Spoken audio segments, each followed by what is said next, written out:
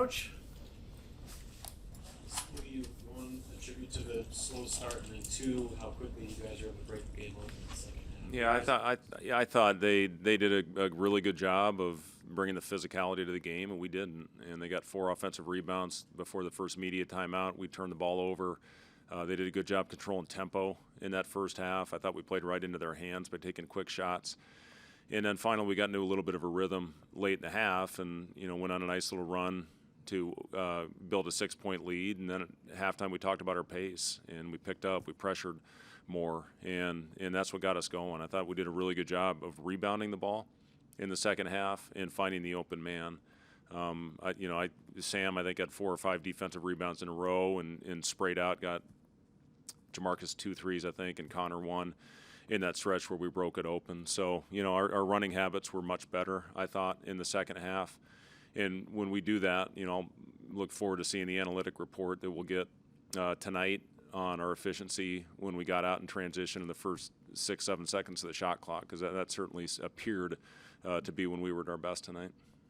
A game like this, what do you envision when you talk about how the defense needs to be a constant, the backbone of Yeah, obviously the ball wasn't going in very well in the first half. I thought we had some good looks. We missed some easy ones at the rim, and I thought 22 was playing volleyball with us in there, and we talked about that going in. We watched 10 clips of him blocking shots, and we continue to try to challenge him over and over. We didn't play very smart in the first half, and they made us pay, and they capitalized on it, and they built, I think, a 6-point lead at one point. But once we calmed down and got back to who we are, we were fine. And I told him in the second media, I said, guys, take a deep breath, just relax.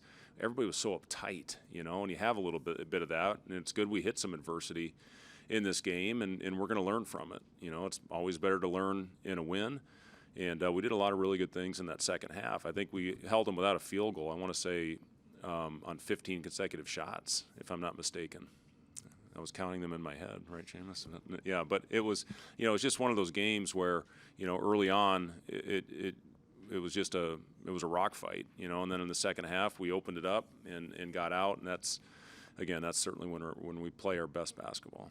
You guys didn't have the shooting ability from the point guard spot last year like you guys can have now with Jamarcus. How big of a difference can that be this year, like it was tonight? Yeah, after a first game where he struggled against BYU, putting the ball in the basket, I thought he was terrific. I thought he was honestly the difference in the game with his pace in that BYU game. But the ball wasn't falling. He's been shooting it well in practice, and it was good to see him make a couple at the end of the Midland game, and that carried over to this game tonight. But yeah, he got in a really good rhythm. I thought his balance was really on point. And again, he ran the floor the way that we work on our habits every day. So once we got back to who we are, we were fine. We just got to come out of the gate with better urgency, and it started on the glass. When they got those 4 offensive rebounds, that really allowed them to dictate the tempo of the game.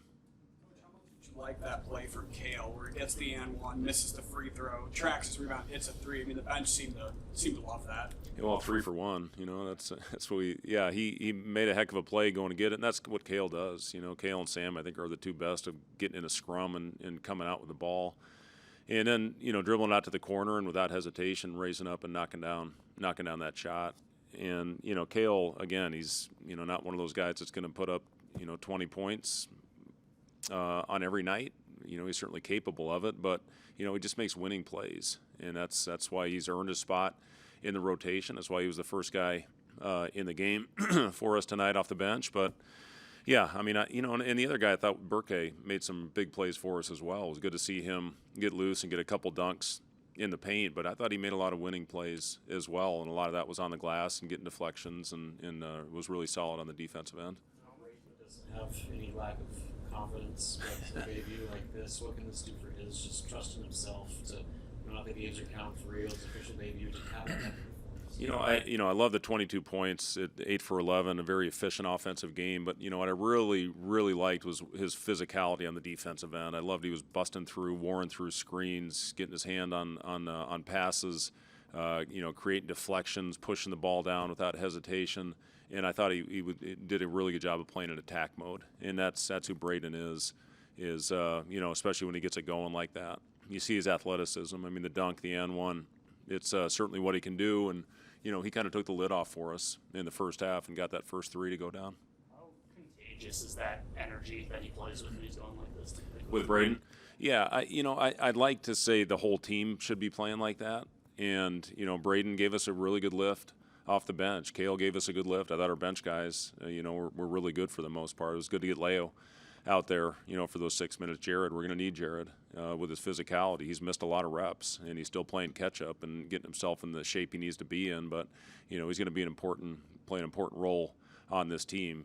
Kendall getting, some minutes there at the end of the game. We're going to need everybody. So, it's, as we talked about going into this game, it's not going to be the same guy every night. And I think you saw that. Price has been our best scorer in the preseason. And, he unfortunately tonight just, that there's a lid on the basket for him. But he's going to have a breakout game hopefully on Saturday. We're playing a hell of a team on Saturday that's long, athletic, and incredibly talented. They put up 101 in their opener today, and played 2 good exhibition games. So we got our hands full on Saturday. We're gonna have to regroup, win the recovery day tomorrow, and get back on the floor for a good 3 days of prep starting on Wednesday. To Braden, is that pretty representative of his just natural athleticism? He is. He's incredibly athletic. I'd say he and Jared are the 2 guys that certainly are capable of catching lobs. And it was good to see us get one. I don't think we're gonna lead the Big Ten in dunks this year, so it was good to get a couple tonight. So you're joining with Wayne as a coach in D1 basketball. What does that mean to you? Nothing really, I guess. I don't know. Hopefully that we can get to 300. You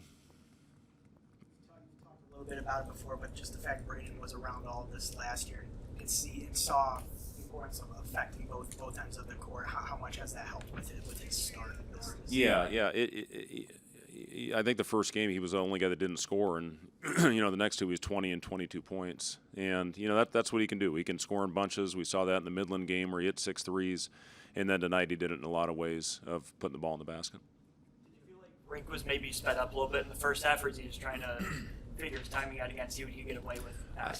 The length of their big guy bothered Rink, and once he slowed down, got the one to go, it was good to see.